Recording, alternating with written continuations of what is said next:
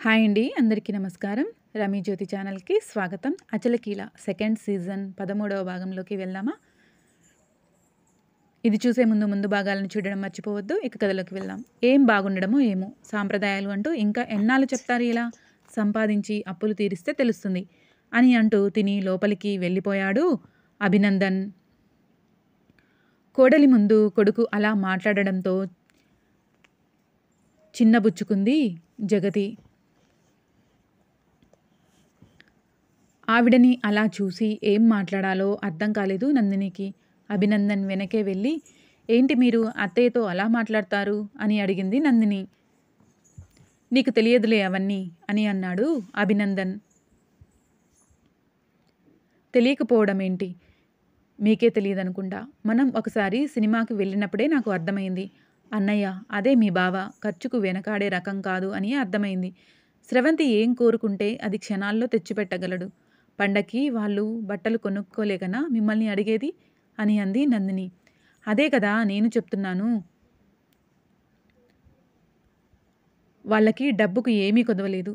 దానికి ఏది కావాలంటే అది కాళ్ళ దగ్గర తెచ్చి పెడతాడు బావ. అయినా కూడా అమ్మ చాదస్తమేంటో అర్థం కావడం లేదు అని అన్నాడు అభినందన్. చాదస్తం అత్తయ్యది కాదు, మీది.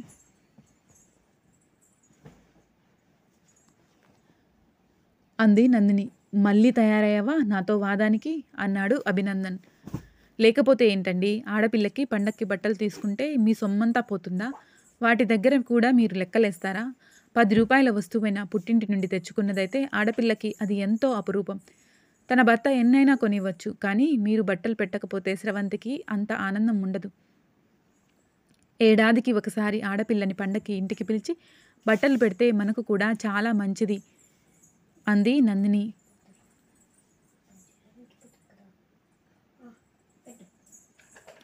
సరే సరే చాలే ఆపు ఇంకా.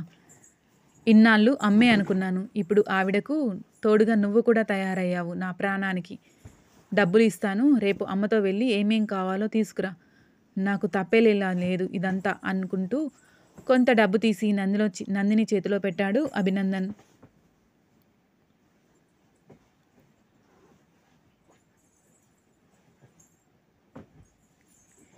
ఇది ఏంటి కొత్తగా? నేను చెప్పాను కానీ డబ్బులు నాకు ఇవ్వమని అనలేదు. ఎప్పుడైనా మీ అమ్మగారు తీసుకుంటారు కదా, ఆ డబ్బులేవో మీ అమ్మకే ఇచ్చేయండి అని అంది నందిని. విసురుగా నందిని చేతిలో నుండి డబ్బులు తీసుకుని ఇస్తాలే అంటూ వెళ్ళి పడుకున్నాడు అభినందన్.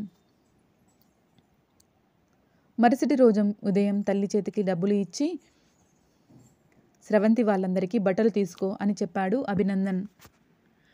అదేంట్రా, తనకు మాత్రం తీసుకుంటే సరిపోతుందా? మరి నందినికి కూడా తీసుకోవాలి కదా అంది జగతి. నువ్వే చెప్పావు కదా పుట్టింటి వాళ్ళు బట్టలు పెడతారని. మాకు వాళ్ళ అమ్మ పెడుతుందిలే, ఇక మనం ఎందుకు తీసుకోవడం అని అన్నాడు అభినందన్. మీ పెళ్ళయ్యాక మొదటి పండగరా, పెళ్ళానికి ఒక పట్టు చీర తీసుకుంటే తను సంతోషిస్తుంది అంది జగతి. అందరూ సంతోషించాలి, అందరూ సంతోషం గురించి నేను చూడాలి, నా గురించి మాత్రం ఎవ్వరు పట్టించుకోరు అంటూ నందిని వైపు కొరకొరా చూస్తూ అన్నాడు అభినందన్. ఇప్పుడు నాకెందుకు అత్తయ్య? మొన్న వచ్చినప్పుడు అమ్మ చెప్పింది, పండక్కి మనందరినీ అక్కడికి రమ్మంది, రేపు మిమ్మల్ని పిలుస్తుంది కూడా. అలాంటప్పుడు మళ్ళీ ఇక్కడ తీసుకోవడం ఎందుకు? ముందు స్రవంతి వాళ్లకు తీసుకుందాం అని చెప్పింది నందిని. అలా ఆ రోజు బయటకు వెళ్ళి స్రవంతికి బట్టలు పిల్లలందరికీ తీసుకుని వచ్చారు జగతి ఇంకా నందిని. పెళ్ళయ్యాక మొదటి పండగ అని అమల నందిని అత్తగారింటి వాళ్ళందరినీ ఇంటికి ఆహ్వానించింది. తన ఆడపడుచు కుటుంబాన్ని కూడా ఆహ్వానించింది. ఎందుకంటే కేవలం వియ్యపురాలు వాళ్ళని మాత్రమే పిలిస్తే పుట్టింటికి రావాలనుకున్న ఆడపిల్ల స్రవంతి మనసు నొచ్చుకునే అవకాశం ఉంది. అందుకే ముందుగా స్రవంతి వాళ్ళని ఆహ్వానించింది అమల. అమల అలా చేయడంతో చాలా సంతోషంగా అనిపించింది అభినందన్కి. అభినందన్లోని సంతోషం చూసిన జగతికి స్రవంతికి అర్థం అయిపోయింది. ఇదంతా వాడి ఖర్చు తగ్గినందుకే అనుకున్నారు. అలా పండక్కి అందరూ అమల ఇంటికి చేరుకున్నారు.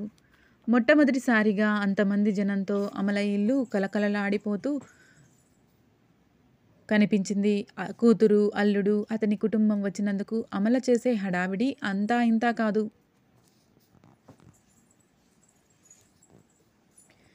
మిగిలిన కూతుర్లని ఇద్దరినీ ఒకటే హడావిడి చేస్తూ కంగారు పడుతున్న తల్లి దగ్గరికి వచ్చి, అమ్మా, మేమేమీ బయట వాళ్ళం కాదు. మర్యాదలు తగ్గిపోతాయేమో అని నువ్వు భయపడడానికి, ఇంత కంగారు పడడానికి ముందు ఈ హడావిడి అంతా మానేసి ప్రశాంతంగా ఉండు అని అంది నందిని. నీకు తెలియదు నందు, నీకు నేను అమ్మను కాబట్టి నీకు అలాగే అనిపిస్తుంది.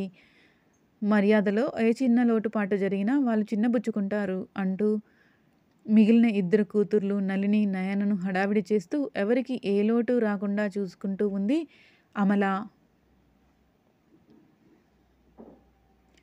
అక్కడ జరిగేదంతా చూస్తూ అభినందన్ దగ్గరికి వచ్చి, బామర్దికి రాజభోగమే ఉంది అత్తవారింట్లో అన్నాడు అతని బావ. అది విన్న స్రవంతి, అందరికీ మీలాగే ఉంటుంది అనుకున్నారా? మా తమ్ముడు అదృష్టవంతుడు అని అంది.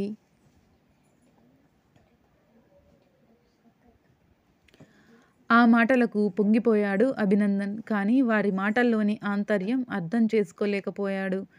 కానీ అది అర్థం అయిన నందిని మనస్సు చివుక్కుమంది. వారి మాటతో వాళ్ళు ఇంటికి వస్తే ఎలా చూసుకుంటారో అర్థమైపోయింది. 2 రోజులు చాలా సరదాగా గడిచిపోయాయి. ఎవరికి ఏ లోటు జరగకుండా చూసుకోవడమే కాకుండా ఇంటిల్లిపాదికి బట్టలు పెట్టింది అమల. అందరూ చాలా సంతోషించారు. కానీ ఒక పండక్కి వస్తే తన తల్లికి ఎంత ఖర్చు వచ్చిందో చూసి నందిని కళ్ళు బైర్లు కమ్మాయి. తల్లి అంత చేస్తుంటే ఎందుకత్తయ్య ఇదంతా అని ఒక్క మాట కూడా అనని భర్తను చూసి చిరాకుగా అనిపించింది నందినికి.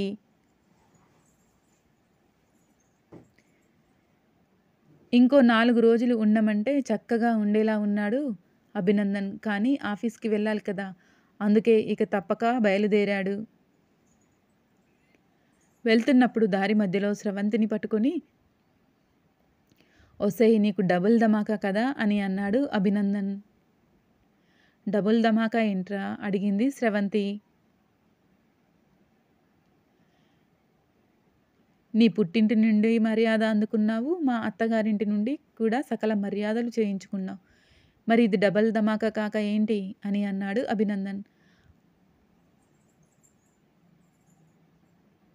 అక్కడ మాట్లాడితే ఎన్నైనా మాట్లాడొచ్చు అంటే తనకు బట్టలు లేక తన అన్నతో పాటు కలిసి వాళ్ళ అత్తారింటికి వచ్చిందా? మొదటిసారిగా పిలిచారు, రాను అనడం బాగోదు అని వచ్చింది. వాళ్ళు బాగానే చూసుకున్నారు. కానీ సొంత అన్నయ్య మనసులో అక్కసు. అన్న మాటలకు బాధగా అనిపించినా ఏమీ మాట్లాడలేదు స్రవంతి.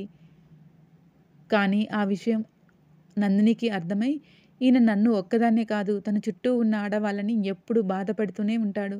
బయటికి మాత్రం స్త్రీ ఉద్ధారకుడు, స్త్రీలను ప్రోత్సహించే ఒక మంచి కలెక్టర్. అది చూసే కదా తన తల్లి కూడా ఉత్తముడు అనుకుని తనను ఇచ్చి పెళ్లి చేసింది అనుకుని నిర్వేదంతో నవ్వుకుంది నందిని. మరుసటి భాగాన్ని కూడా ఇక్కడే కలుపుతున్నాను, గమనించగలరు.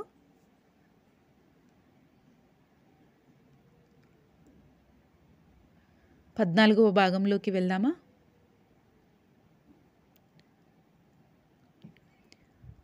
అది చూసే కదా తన తల్లి కూడా ఉత్తముడు అనుకుని తనని ఇచ్చి పెళ్లి చేసింది అనుకుని నిర్వేదంతో నవ్వుకుంది నందిని. ఇంటికి వెళ్ళాక స్రవంతి వాళ్ళని ఒక 2 రోజులు ఉండే వెళ్ళమని అడిగారు జగతి. లేదులే అమ్మా, నేను వెళ్ళిపోతాను అని అంది స్రవంతి ఇంట్లోకి అడుగు పెట్టకుండానే. జగతి పిలవగానే లోపలికి వెళ్ళడానికి సిద్ధంగా ఉన్న స్రవంతి భర్త స్రవంతి మాటలు విని వెనక్కి అడుగులు వేశాడు. అదంతా గమనించిన నందిని స్రవంతి దగ్గరికి వచ్చి, అదేంటి స్రవంతి, పండక్కి ఒక 2 రోజులు కూడా ఇక్కడ ఉండలేదు కదా, ఇటు నుండి ఇటే వెళ్ళిపోతాను అంటావేంటి? ఇక్కడ కూడా 2 రోజులు ఉండి వెళ్ళండి అని అడిగింది నందిని.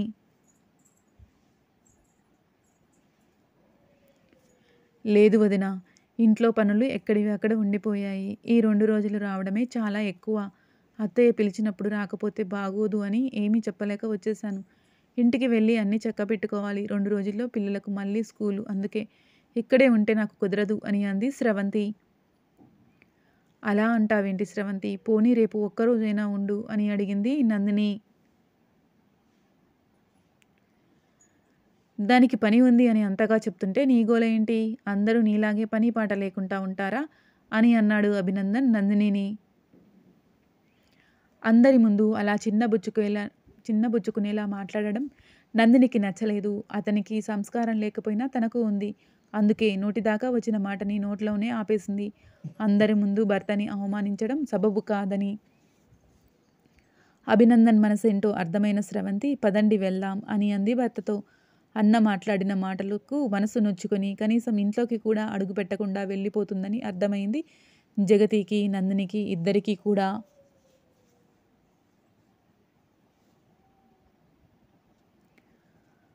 ఆ విషయం అర్థమైనా అర్థం కానట్లే ఉండిపోయాడు అభినందన్.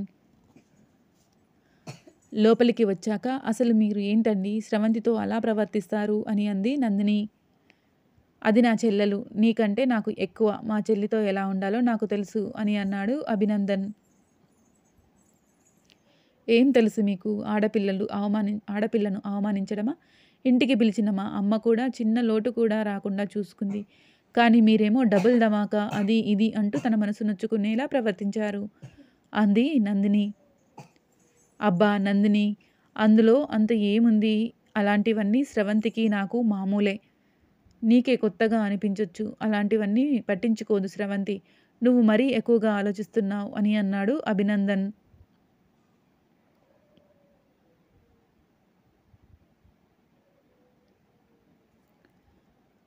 పట్టించుకోకపోతే ఇంట్లోకి రాకుండా ఎందుకు వెళ్ళిపోతుంది?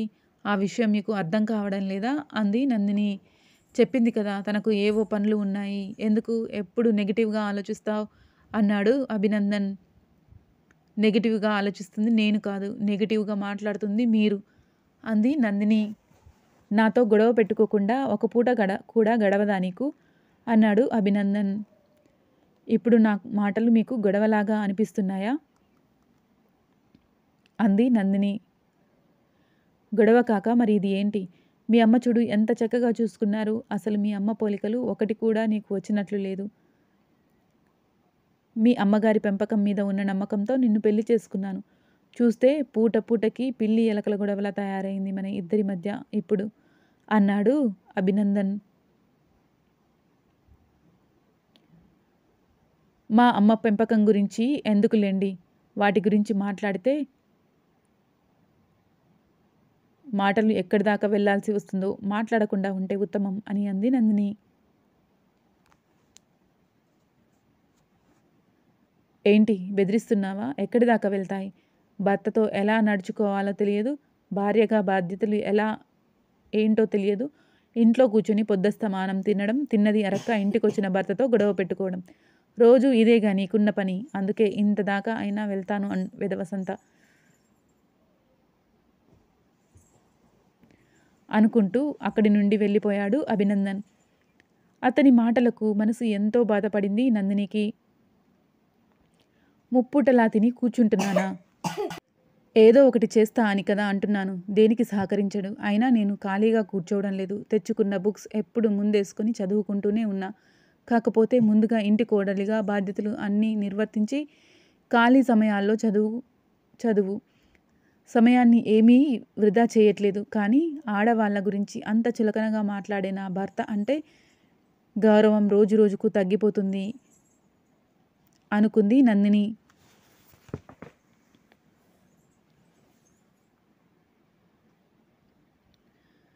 ఏదో ఒకటి చేయాలి. రోజు ఇలాగే ఉంటూ సర్దుకుపోతూ ఉంటే తన భర్తకి రోజు రోజుకి చులకన భావం పెరిగిపోయే ప్రమాదం ఉంది.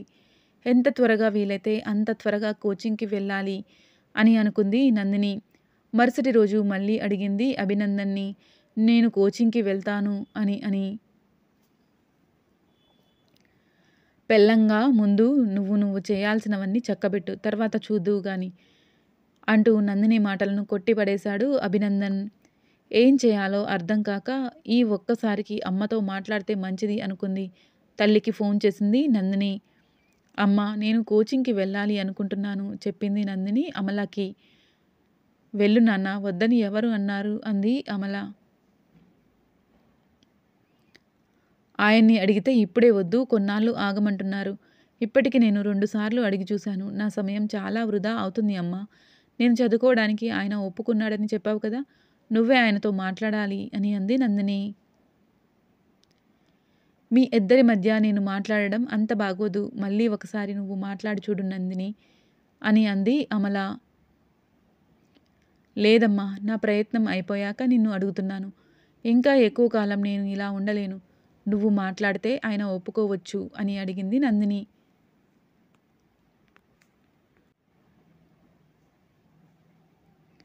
సరే, నేను మాట్లాడతాను. కానీ ఒక విషయం అడుగుతాను, చెప్తావా అని అంది అమల. అడుగమ్మా అంది నందిని. మీరిద్దరు బాగానే ఉంటున్నారా అడిగింది అమల. అదేంటమ్మా అలా అడుగుతున్నావు అంది నందిని. అడగాలనిపించింది. అభినందన్‌పై నాకు నమ్మకం ఉంది. అతని గురించి నేను వింటూ ఉంటాను కదా! అతనికి ఆడవాళ్ళు అంటే చాలా గౌరవం. అలాంటిది తన భార్యను ఇంకా ఎలా చూసుకుంటాడు? కానీ ఒక తల్లిగా కూతుర్ని అడగాల్సిన బాధ్యత ఉంది కదా! అందుకే ఒకసారి అడగాలి అనిపించింది. మీరిద్దరు బాగానే ఉంటున్నారుగా? నీకు అక్కడ అంతా మంచిగానే ఉందిగా నందిని అని అడిగింది అమల.